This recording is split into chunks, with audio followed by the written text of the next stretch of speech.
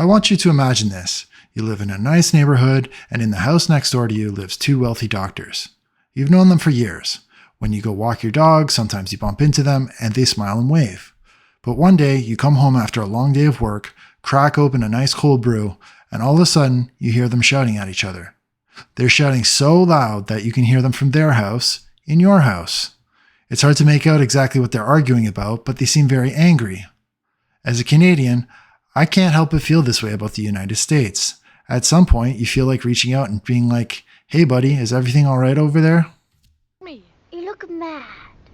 You need a hug.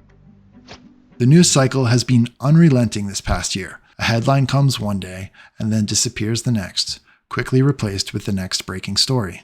So it can become very easy to get lost in the here and now and lose sight of the larger story arc, the pattern of events that have led to the point that we're at, and that could help us understand where we might be going. When we talk about the American healthcare system, there are serious reasons why we might think it may be going through a fall from grace. If you followed even half of the headlines, you could find reasons to be feeling anxious, regardless of your political point of view.